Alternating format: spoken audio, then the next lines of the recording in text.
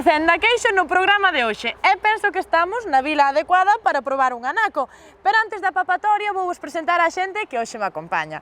Por un lado están Andrea e Manuel, benvidos, e por outro Pablo e Laura. Moitas grazas a todos por estar hoxe aquí. Pero como en todos os programas, antes de comezar a falar, imos saber un pouquiño máis no concello no que estamos.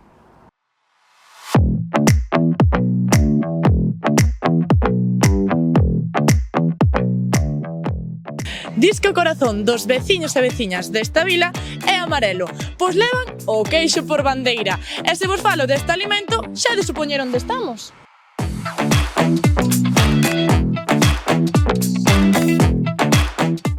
Supón tamén un lugar de descanso, pois a xuntanza de 3 camiños diferentes fan desta vila o sitio ideal para desfrutar e para socializar antes de seguir coa andaina cara a Compostela.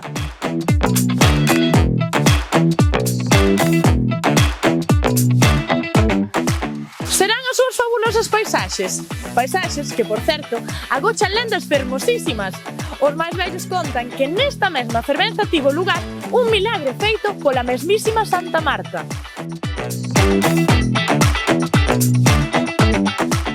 Arzúa é terra de artistas, diso non hai dúbida. Pero que terá este lugar para desprender tanto talento?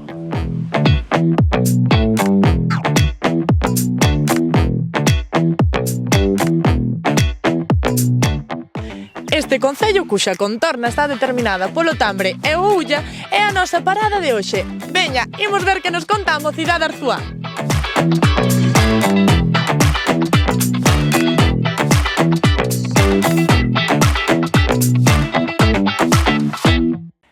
Quixera facer referencia ao lugar onde estamos, Ribadiso, que a verdade é un lugar ben fermoso que pasou uns anos tinguido polo abandono, pero recentemente reformouse e agora podemos desfrutar dun pequeno paraíso aquí en Arzúa.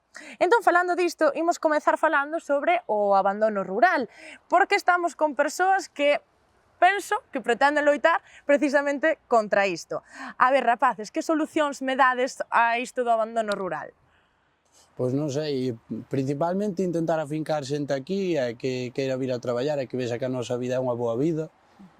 E despois, ao marxe deso, non sei cales son as solucións, a verdade. A ver, Andrea, ti que ilumínanos un pouquiño. Eu creo que moitas das solucións pasan por impulsar o pequeno emprendemento, a pequena empresa sostenible que se adira ao territorio e que sexa un motor económico que axude a que a xente veña.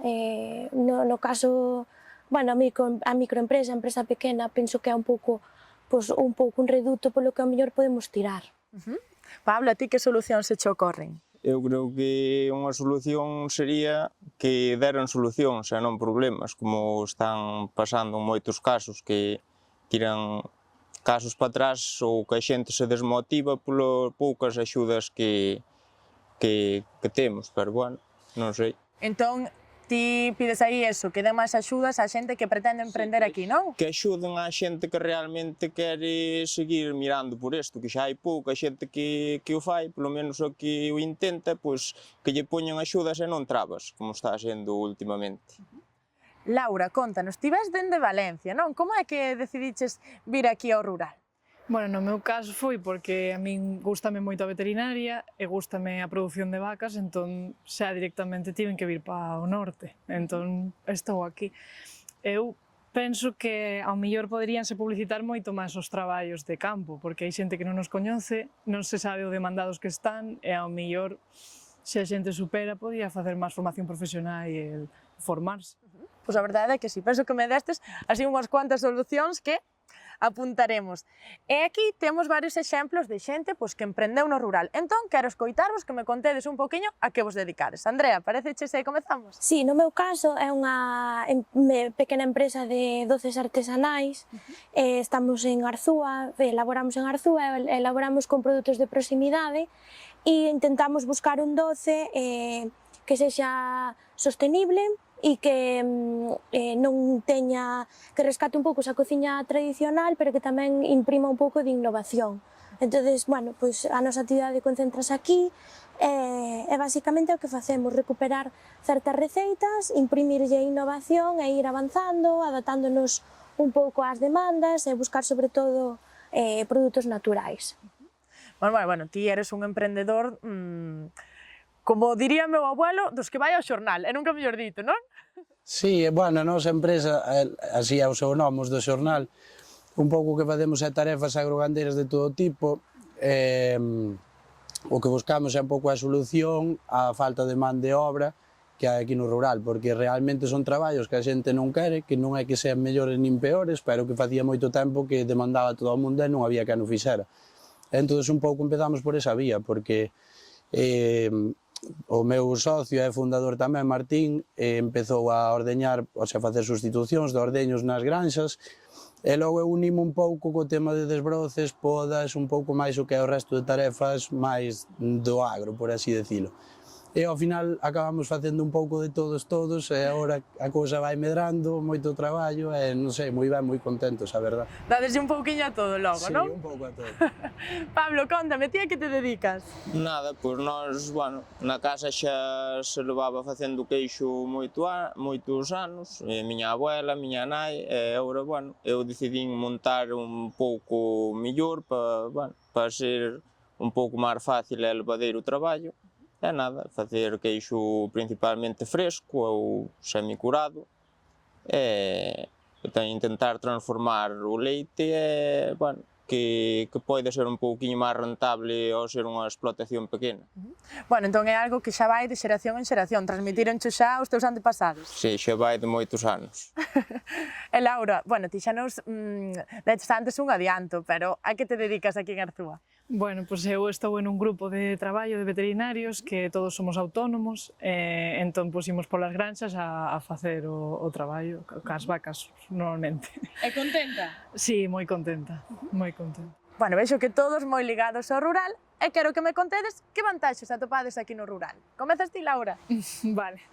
Bueno, no meu caso sí que é verdad que polo meu traballo, al ser así independiente, ser autónoma, pues os horarios os marcas un pouco máis ti, adáptaste aos clientes, non estás na oficina metido 8 horas, cando acabas o traballo acabaches, e organizaste a vida de forma diferente. Non sei, a min gústame tamén traballar no aire libre, que non estás sempre, non sei, encerrado, non é un traballo sedentario. Si, temos unhas paisaxes ao final aquí que non as hai noutros lugares, Pablo, ti que vantaxes atopas? Pois xa dixo ela moitas, porque o de traballar así na naturaleza, pois para min sería, bueno, é o que me gusta e, bueno, estás, iso tamén, que máis ou menos marcas ti os teus propios horarios, non estás dependente de outra xente, ou se queres descansar un pouco máis ou menos, ou, bueno, non sei que máis. Bueno, Manuel, coincides cos teus compañeiros? Sí, totalmente. Eu non sei que máis engadir, pero sí, realmente ao final é unha vida moito máis relaxada. Máis relaxada, eu considero que máis barata que na cidade, porque eu xa viví na cidade estudiando e realmente non ten nada que ver. Aquí gozamos dunhos privilexios a ese nivel.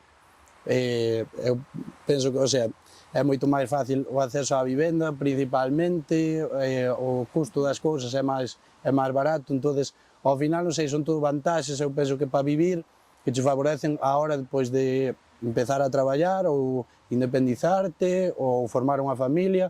Eu considero que é moito máis axeitado a día de hoxe a vida rural ca na cidade. Ti tamén estás de acordo? Si, eu quería engadir que xa non é só o que está vinculado ao territorio, senón todo o tema socioeconómico. Ao final, no rural, as cousas fanse de outro xeito, hai unha rede de veciños, hai un coidado, a mellor, por marcas como a miña, a Mamá Teresa, na que se a xente está contenta valora ou identifícase, e é unha maneira tamén de facer marca e de, o tema, no meu caso, que eu non traballo no sector primario, si no sector servizos, é como traducir e transformar toda esa mentalidade que no campo xa está e xa se ve que está aí un consenso no tema dos servizos, pois crear certa autenticidade e certa calidade. Para ben e para mal, hai certos prexuizos no rural, coller esos e transformalos no de aquí sí que se van as cousas ben, hai un valor polo produto, un valor pola maneira de facer, e pois aproveitalo no tema de producir e de transformar produtos. Gústame moito isto último que dixeches, e vou aproveitar para preguntarche, ti crees que a mocidade ten ganas de involucrarse? Porque sí, vos sodes un claro exemplo, pero credes que a mocidade en xeral que sinte este amor polo rural e que quere emprender no rural? eu creo que seguimos sendo vítimas dese prexuízo. Quizá, non sei que non comentaba antes, fai falta promocionar que si realmente hai calidade de vida, estamos moi afeitos a que as oportunidades están na cidade e ao final, con todo o que estamos vivindo, igual a búsqueda de oportunidade e eso, se veñen máis, ao final imos obrigar as institucións a que haxan os servizos, se chegan máis familias, chega máis xente nova, evidentemente vai haber o pediatra, vai haber a escola infantil, etc. Entón, penso que hai aí un círculo que se debe a cuadratura do círculo, non? Que debemos de contribuir todo a iso. Entón, sí, penso que é importante promocionalo, non idealizalo, pero bueno, penso que un traballo de 8 horas na cidade, pois, de idealización tampouco ten moita, entonces, porque temos que nos vender a cousa como se fose eso maravilloso, simplemente dicir o que hai, e penso que moita xente xa se atraería a vir. Manuel, ti crees que hai ese interese da mocidade por estas zonas? Eu o interés realmente sou un pouco desmotivado en canto a eso, porque non o vexo. Eu vexo que todos os meus compañeiros, amigos, ademais, ao final van en busca de oportunidades, o que falábamos, a cidade ou lonxe de aquí, co diñeiro que a Galiza, neste caso, lle custa formar a xente que se marchen para fora, é unha pena realmente, non? Oportunidades na cidade, é que non sei até que punto, porque realmente aquí o que nos fai falta é man de obra, xente que queira traballar, e se fai falta xente que queira traballar é que realmente hai oportunidades de traballo e de negocio. E na cidade, eu penso que ao final é unha competencia feroz entre uns e outros que non sei onde os leva, porque tampouco non o vivín, pero realmente aquí eu creo que sí que hai, non sei, moito por onde tirar e que explorar, sin dúda. Pois entón deixamos isto claro, que aquí sí que hai oportunidade e quen queira traballar, pois aquí sobra ou non. Ti crees que hai ese interese dos mozos por vir aquí? A ver, eu penso que non. Que non? Porque, de feito, eu que veño de fora, o máis difícil que me foi facer amigos. O sea, conocer gente da túa edad que este aquí e que non viva nas cidades é moi complicado. Pero porque a xente sempre quere ir para fora, é o que di Manuel, o tal, que ao final a xente busca oportunidades na ciudad, pensa que os traballos ali están mellor pagados, e non sempre, porque hai moitos amigos meus que viven na ciudad, que teñen un sueldo moi baixiño, pagan moitísimo de alquiler e despois a xente de aquí a mellor cobra moito mellor que eles. Entón, bueno, é certo que o custo de vida é máis caro nas cidades, entón aquí, pois igual temos mellor calidade de vida ou non? Exacto, sí, tes o produto de proximidade, tes un ambiente moi diferente e, ao final, non sei, é moito máis cómodo tamén vivir aquí. Pablo, ti tamén pensas que a mocidade pois deberíamos aproveitar esas vantaxes coas que contamos no rural? Sí, creo que, bueno, é o que din os compañeros, que non se están motivando, e creo que cada generación que ven máis nova menos, porque ver menos rapaces que se vinculen, inda que nas súas casas teñan tal, pois non sei o porqué, non é unha pena por eso todo o que se está falando. Fora tamén o ritmo de vida e a calidade de vida penso que non é o mesmo, aínda que eu non a vivín ou moi pouco, non o sei, pero bueno, dame a impresión de que é así. É claro que é unha pena porque é o que dicía Manuel e tal, aquí man de obra fai falta e hai moitas oportunidades, ou por un lado ou polo outro. Bueno, pois eu creo que aquí deixamos ben claro que temos oportunidade no rural e facemos un chamamento a iso, a que as novas xeracións tamén se involucren un pouquiño. Pero bueno, comezábamos falando do abandono rural. E agora eu quixera falar sobre o abandono da lingua. Pero antes de escoitarvos a vos, quero que escoitedes aos vosos veciños. Pois xa que estamos falando de lingua galega, non se me ocorre un lugar mellor onde se empregue máis este músculo que aquí, na radio local de Arzúa. Ti eres o director, non? Pois sí, Alejandra, aquí dende hai 30 anos xa. Pois a ver, contame, que lingua se emprega aquí? O galego, por suposto. Ademais, forma parte, é unha briga, forma parte dos estatutos da propia emisora municipal, a defensa do idioma e da cultura en xeral de Galicia. E por que crees que é importante que manteñamos esta lingua? Home, a ver, Alejandra, é nosa. É un privilexio tela, hai que defendela. Pois veña, imos a preguntar aos veciños que opinan. Vamos logo. Cal é a lingua que usas no teu día a día? O galego, por suposto. E ti crees que o galego se relaciona máis con zonas rurais? Non, a día de hoxe penso que xa non, Pregas o galego cos teus clientes? Home, por suposto, por descontado, o galego sempre é a primeira lingua. Por que crees que é importante o emprego do galego? Home, porque son as nosas raíces, e aí parte de aí parte todo. O sea, que temos que empregar e estar moi orgullosos da nosa lingua. Ti crees que se relaciona con zonas rurais o galego? Hombre, sempre quedou un pouco máis reducida como todos os idiomas, as zonas así máis interiores e así. pero bueno, hoxe en día creo que eso xa está un pouco superado, ou debería, pensemos que sí. E ti no teu negocio empregas o galego? Pois mira, desde o nome do meu negocio, que leva 20 anos e se chama Chorima, o sea que xo di todo.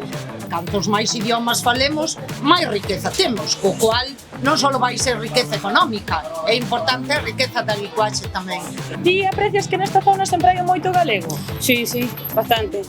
E crees que é importante que se use o galego para que non se perda? Claro que sí, muy importante. Eso es la cultura, las raíces de aquí no se pueden perder. Algunas veces digo una que otra palabrita, por lo menos teño fame, o se voy abajo, abaixo, bueno, aí más o menos. Que lingua doitades empregar no día a día? O galego. Vale, e crees que se relaciona máis ben con zonas rurais, o galego? No. Eu ahora creo que non, fai anos creo que sí, ahora eu creo que cada vez máis bastante nos ámbitos. Por que crees que é importante que os máis pequenos continúen con esa legada que falen a nosa lingua? Pues para a cultura que temos tamén. Os idiomas, todo. Mantelo e que siga vivo e que non se perde. E hoxe en día se fala en calquera cidade. E por que crees que é importante que falemos galego? Para que non se perda a nosa cultura, a nosa identidade, e porque sempre está ben falar varios idiomas, non? Ti tes un fillo, ti transmites, estamos polo galego. Si, el fala galego. Que lingua doitan empregar no seu día a día? Que lengua? Sí. A gallega. E por qué? Porque son gallega. De Pontevedra de pura cepa, da pedra. Eu creo que se debe de respetar o gallego. Cal é a lingua que usa normalmente? Castellano. O castelán. E o galego emprega algunha vez? Cando estuve vacacións con familia. E logo usted de onde ven? De Vitoria. De Vitoria. Pero é daqui, é galega? Sí. Na zona rural, hombre, pois é máis natural, é máis esto. Pero agora mismo en Santiago falase gallego en todos os sitios, e non é rural. A gallega. A gallega. Todos a galega? Todos gallega. E por que creen que hai que empregar a lingua galega? Porque nacemos nela. Eu creo que se devia decir todo castellano, pero bueno. Como que todo castelán? Non estamos en Galicia. A España é castellano. Pero estamos en Galicia, non? Pero é viñoso. Gallego nacemos falando o gallego atrás das vacas. Cando estaba estudiando, todo en castellano, os libros todo en castellano. Agora son en gallego, pero antes en castellano. E creen que os máis novos deberíamos falar o galego? Claro, Claro. sí. Eu falo gastrapo. Bueno, xa escoitastes que a maioría dos vosos veciños defenden a lingua e creen que é importantísimo manter a nosa cultura e a nosa identidade. Pero vou vos facer unha pregunta. Por que credes que normalmente se vincula a lingua con zonas rurais e o castelán coas cidades? Porque realmente, históricamente, foi así, o sea, nas cidades quedou en desuso totalmente, quen mantivo e recuperou un pouco fomos nós. Aquí realmente, pues, sin ir máis alá, cando eu era pequeno, habería unha persona que falara castelán en toda a clase, sabía, falábamos todos en galego, entón, ao final, unha xente chama pola outra. Eu penso que estuvo vencellado, pues, bueno, máis ben fixeron vencellar a unha clase social máis elevada, que era de xente máis dunha clase social máis baixa ou demais, e nada máis longe. Ao contrario, ti podes chegar ao mesmo sitio, ao mesmo éxito, entre aspas, na vida falando galego que falando castelán, e vai te levar aos mesmos sitios e vai te abrir as mesmas portas. Eu penso que, non sei, nese caso non hai debate, nunca mellor dito. Andrea, bueno, el facía referencia a iso de que, bueno, en moitas ocasións que o asociábamos ao rural. Por que crees que é? A ver, é unha herdanza histórica, ao final vimos do que vimos e aínda son cousas que se quedan sin superar desde o momento en que as xeracións que ainda viviron, os meus pais non aprenderon a lingua galega na escola, sempre os prexuizos que típicamente que sempre se asociaron siguen estando aí, entonces fan falta políticas lingüísticas que realmente acaben con esa situación de discriminación da lingua. Aquí vivimos un pouco nunha burbulla porque se fala galego, pero ti aterrizas en cidades como a Coruña e non escoitas o galego en absolutamente ninguén. Eu traballei en a Coruña durante unha boa temporada dando clase e de 300 alumnos que tiña, ningún falaba galego, o sea, era cero. Entonces, bueno, é importante que desde a empresa se utilice porque é unha forma tamén de darlle certo prestixio, non? E respecto ao que dicía el, ti crees que as zonas rurais son fundamentais para manter este amor pola lingua? Sí, eu penso que sí. Nos centros, un pouco indo ao futuro, a xénese, os centros educativos, aquí sí que eu penso que fan unha aposta pola lingua. Por primeira vez baixaron os falantes, entonces aí sí que temos que estar un pouco máis encima, pero bueno, hai esperanza, malo será, non? Bueno, Pablo, ti que opinas?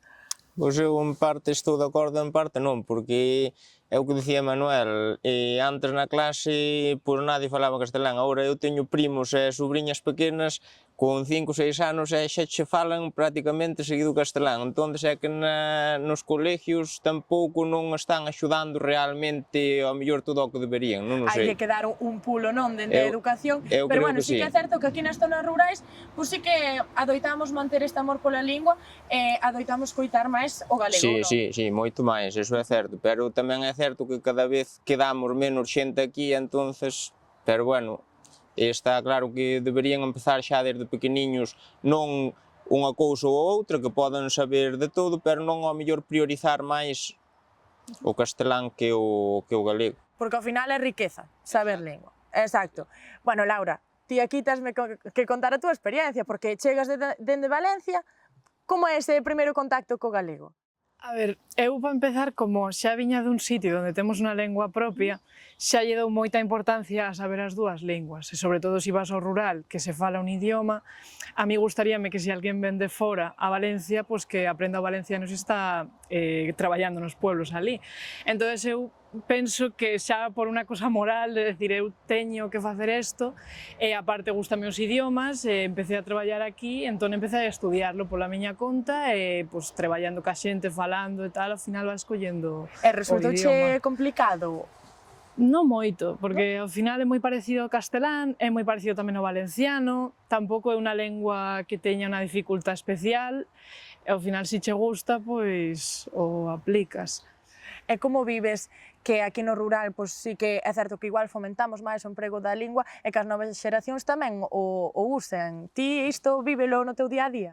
No meu día a día eu sí que vexo que a xente nova, o sea, os nenos pequenos e tal, sí que falan o galego, a verdad que alegrame bastante, porque non se está perdendo. Pois a ver, agora si, nos vosos traballos vos empregades a lingua galega no vosso día a día, sí? 100%.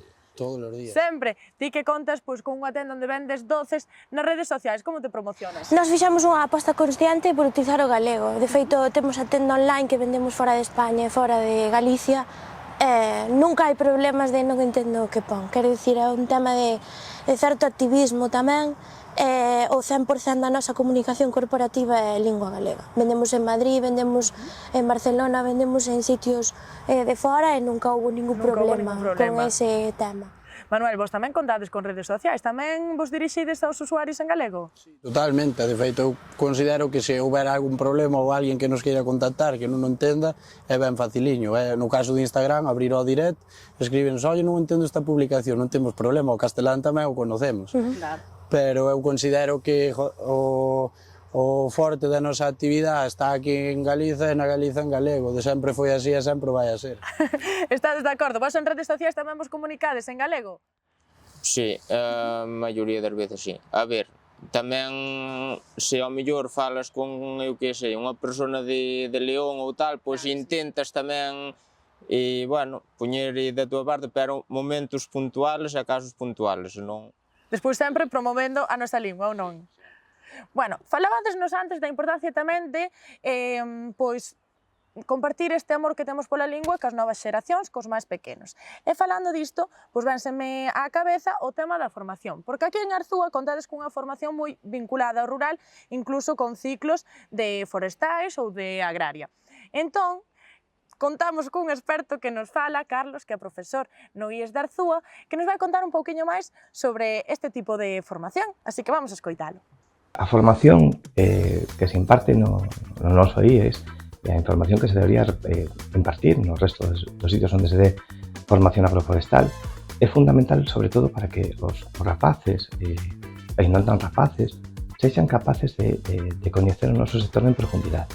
Necesitan unha formación actualizada. Os centros formativos somos os que damos esa pequena pincelada de actualización que logo se pode levar ás empresas e se pode levar á práctica. Un rapaz ten que formarse, non pode incorporarse ao sector laboral, ten que aumentar os seus coñecementos e seguir medrando. Estamos dándonos conta que é complicado moitas veces conseguir que o alumnado avance hacia unha formación de calidade. Temos os ciclos forestais, dos cales moitísimo alumnado, xa sale traballando nos ciclos superiores de xestión forestal. Prácticamente o 80% do alumnado sale traballando. Nos ciclos medios estamos vendo que temos a sorte de que continúan estudiando cara a un ciclo superior. E logo nos ciclos de FP básica vemos que hai continuidade, é dicir, hai un 70% do alumnado que continúa estudiando nos ciclos. O que fixemos foi misturar módulos dende o ciclo de produción agroecolóxica, tiñamos un 75% de colocacións. É dicir, os rapaces e as rapazas que continúan estudiando están saindo ao mercado laboral, pero un mercado laboral traballado, un mercado laboral con coñecementos. É dicir, é necesario formarse e teñen a sorte de contar cun centro no propio concello, que hai moita xente que non ten esa sorte. Pois xa escoitastes a Carlos e agora eu quero escoitarvos a vos. Credes necesaria unha formación deste tipo relacionada co forestal, co agrario?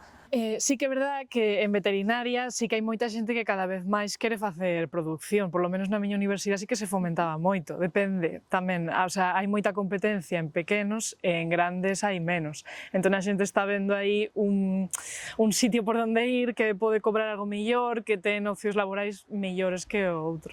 Pablo, ti tamén crees fundamental que en Arzúa teñamos este tipo de formación?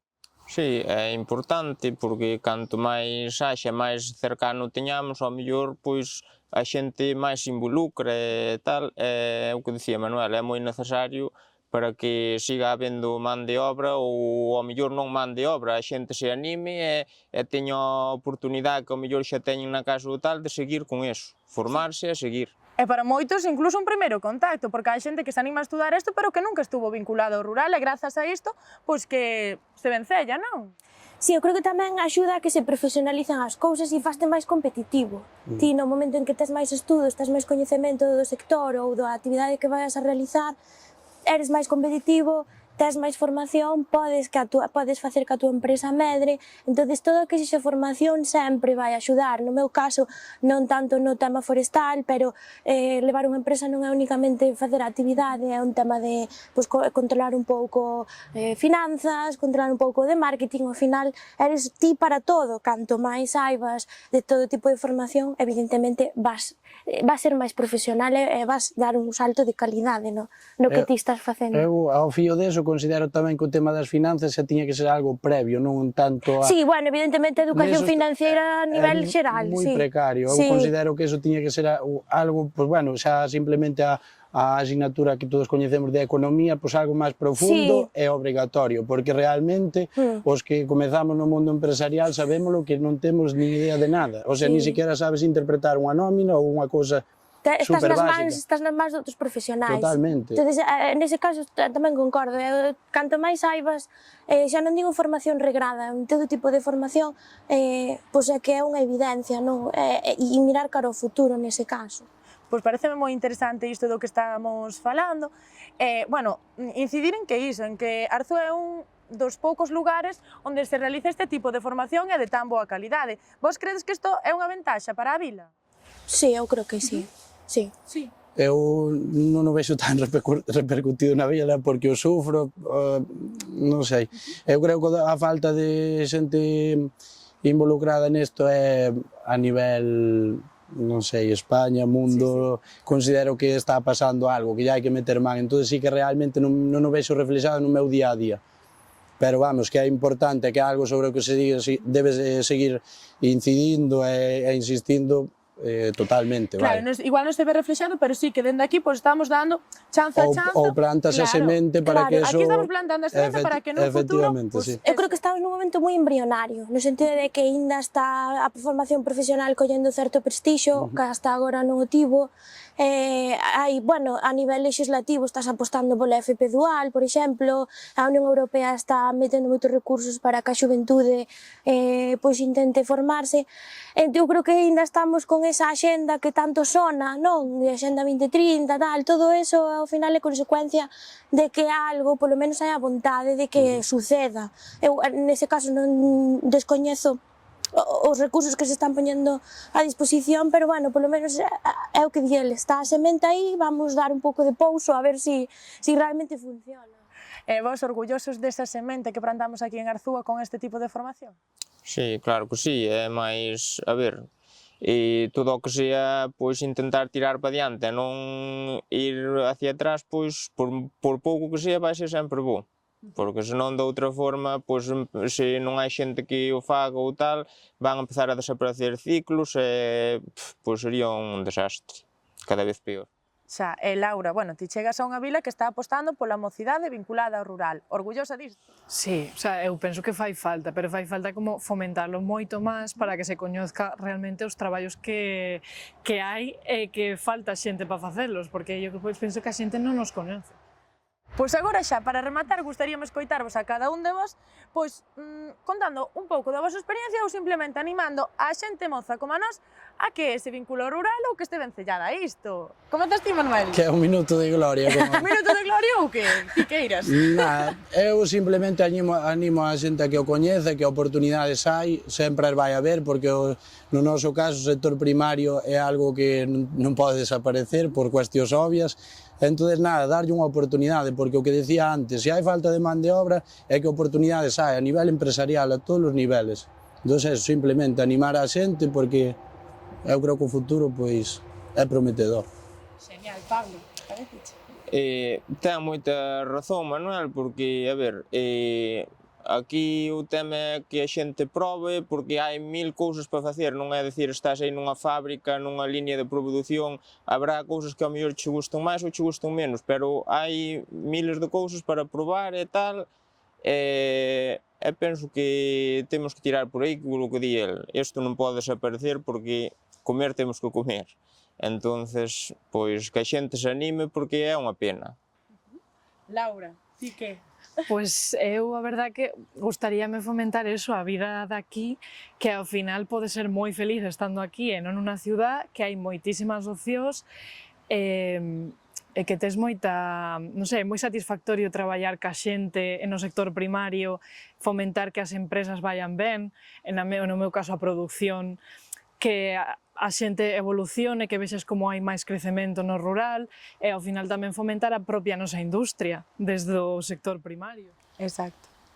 Pois Andrea, xa para rematar, anima a xente, a mocidade, a que se vencella isto tan fermoso. Eu simplemente dicir que para min o futuro rural está nunha empresa sostenible, nunha empresa que transforme, que se adira ao territorio, non digo atreverse, pero sí, ao final, o xeito de vivir aquí, pois, é moi agradecido cando realmente faz o que che gusta, estás vinculado cos teus veciños e cas túas veciñas, e eso, que o futuro ao final, eu penso que está aquí, porque estáse vendo que as cidades acabarán por colapsar, entonces polo menos que veñan ao rural e así polo menos poderemos demandar moitos máis servizos, moitas mellores infraestructuras e así pois non atraemos as grandes factorías que nos queren vir a espoliar os nosos recursos. Pois estou tan contenta con todo o que puxemos aquí en común e enchestesme tanto de alegría e de amor polo rural que ata me entrou un pouquiño de fame. Comezaba falando do queixo, estando en Arzúa eu penso que deberíamos rematar co queixo.